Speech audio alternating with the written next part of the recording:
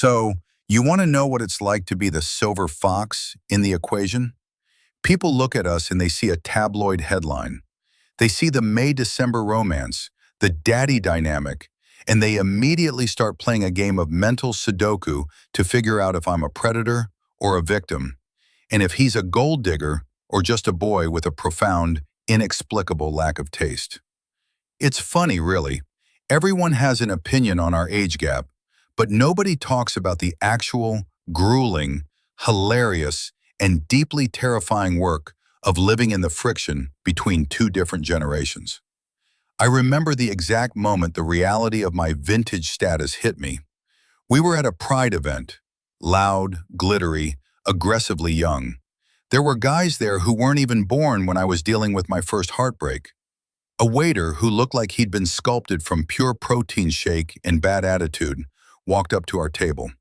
He didn't even glance at me. He looked directly at my husband, flashing a smile that could power a small city, and asked, "What can I get for you and your father?" The room didn't mock me. That would have been better. At least being mocked implies existence. No, I was emotionally erased. A background extra in my own life. I felt like a dusty piece of furniture left out on the curb for bulk trash day. My husband, bless his heart, didn't even blink. He just reached out, grabbed my hand, and asked if I was okay. In that split second, the room stopped seeing me. I was a ghost in a designer shirt, but somehow, he still did. Sometimes I lay there in the dark, listening to him breathe, and the sheer audacity of my own life hits me. Why me? I'm not saying I'm not a catch. These laugh lines are bespoke, honey. They didn't come cheap. But there's a quiet, humbling terror in being desired by someone who genuinely thinks a landline is a historic artifact. I feel like an undercover agent, a deep cover operative who's going to be exposed any minute now. Is this a phase for him? Is he just really into historical preservation? Every time I catch him looking at me, I wonder if he's marveling at my wisdom or just trying to figure out how I manage to keep my joints from clicking like a set of castanets. I'm living in a constant state of, am I enough? And when you're 60 plus, enough starts to feel like a very tall mountain to climb. Let's talk about the competition, shall we? Because let's be honest, the gay dating scene is a meat market, and I am currently sitting in the clearance bin. Every time a younger man, a trade, a twink, a gym rat, smiles at him, a little devil on my shoulder whispers, "That's it. The clock has struck 12. Your carriage is officially turning back into a pumpkin, and you're going to be left sitting in the middle of the street in your underwear." It's not that he's doing anything wrong. He's a saint. He's loyal. He's the most consistent thing in my life. And sometimes he reminds me of our age difference without even realizing it. He'll reference a movie from his childhood that came out when I was already paying taxes and pretending to understand mortgages. Or he'll say something innocent like, "You've lived through so much." And suddenly I feel less like a husband and more like a historical landmark with Wi-Fi. He never means harm by it. But age gap relationships are strange that way. Sometimes the reminder doesn't come from cruelty. Sometimes it comes from innocence. The insecurity is entirely internal. It's the rot of knowing I've got more miles on my odometer than he has in his entire life. I'm out here worried I'm becoming vintage when I desperately want to be classic.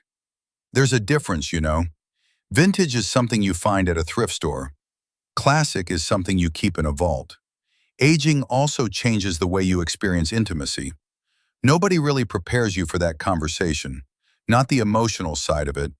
There are nights when your mind still feels 25, but your body suddenly wants a staff meeting before making any major decisions. And yes, sometimes I panic. Sometimes I wonder if one day my body will stop cooperating before my heart does. That fear sits quietly in the background like elevator music you wish would stop playing. Because when someone younger desires you, it feels extraordinary, but it also feels fragile. We have to address the elephant in the living room, the bank account. Every time I buy him something nice, Every time I pick up the tab at a restaurant that doesn't have a QR code menu, I wonder, am I a husband or a corporate sponsor? Is he in love with my wit, my resilience, my curated record collection, or just the fact that I don't have to check my balance before ordering an Uber Black? I feel a profound, soul-crushing shame for even thinking these thoughts. It's the ultimate tired gay stereotype, and I hate that it lives in my head, rent-free, judging me every time we have a nice night out. I'm terrified that if I lost everything, if the stocks tanked, if the condo went into foreclosure, would the affection stay? Or would I become just another lesson he learned in his 20s? Now, for the record, not every older guy is a sugar daddy. Some of us arrive at this age with nothing but scars, some decent taste in jazz, and a credit score that's been through the shredder. Nobody writes a prestige blog post about the 60-year-old who brings nothing to the table but sincerity, a bad back, and a very detailed opinion on mid-century modern furniture. There's a specific kind of loneliness that comes from being an older man who is emotionally deep but financially exhausted. We talk about daddies with money, but we never talk about the men who are just tired, the ones who arrive to love caring nothing but their own survival. If I weren't the one who could pay for the nice things, would he still be here? That's the real midnight anxiety. It's not about the money, it's about whether my utility is the only thing keeping the lights on in this relationship. I've helped him grow. I've coached him through career moves, helped him find his voice, and practically curated his entire personality like he's a project in a museum. It's fulfilling, sure. I feel like an architect, but there's a dark, hilarious, and terrifying fear that I'm just building a better version of my husband so he can graduate from my program and leave me for someone who doesn't need a nap at 9 p.m. I'm basically the architect of my own obsolescence. I'm teaching him how to be the man I wish I had been at his age, and the irony is not lost on me. I'm essentially training my successor. And maybe the darkest part of that fear is realizing how badly I want to remain necessary. Because if I'm helping him grow, teaching him, guiding him, protecting him, then maybe there's still a reason for him to stay. Sometimes I wonder if I'm building a relationship or quietly preparing myself to survive abandonment before it even happens. Here is the punchline, the place where the humor turns into a sharp, jagged edge. I realized recently that I've spent years confusing being useful with being loved. Usefulness is safe. Usefulness is a dependency. It's easy to understand why he'd want me around if I'm the one who fixes the sink, manages the schedule, and provides the stability. But love? Love is terrifying because it's a choice, and choices can change.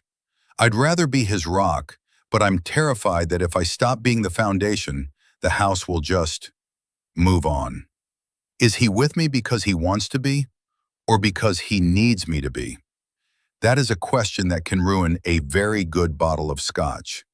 But then, he does something so tender, so genuinely seen, that I stop the spiraling. He brushes a hair off my shoulder. He asks me what I'm thinking about with that look in his eyes. That look that says he's actually listening to the story behind the lines on my face. He didn't make me young again. Thank God. I don't want to be 22 and confused ever again. But he made me feel visible again. He reminds me that my history isn't baggage. It's a narrative. It's the reason I am who I am. He sees the man who survived, not just the man who is aging. So here I am, married to a younger man, aging in real time, and laughing at the absurdity of it all. Love always has an expiration date, regardless of the age gap. We're all just racing against the clock. When someone finally sees you, really sees you, with all your scars and your vintage cynicism, you realize you finally have something to lose. And honestly, that's worth the fear. It's worth the panic. It's worth the moments where I feel like a dinosaur in a neon-lit club. Because when you've spent a lifetime being invisible, being truly seen is worth every single gray hair. Tonight, he's probably already asleep by the time I finish overthinking all of this. I'll walk into the bedroom, and without even waking up completely, he'll move a little closer to make space for me in the bed. And maybe that's love, not the absence of fear, just someone quietly making room for you anyway. Now, pass me the scotch. It's been a long day of feeling ancient, and I have a husband to go home to. And maybe I will get lucky tonight. This is the inner closet, a place where the conversations we were told to keep hidden finally have a voice. If this story spoke to something you felt but never said out loud, let me know in the comments. And if you enjoy honest conversations about love, aging, identity, masculinity, and emotional survival, don't forget to like, subscribe, and join our community. Because none of us should have to navigate these feelings alone.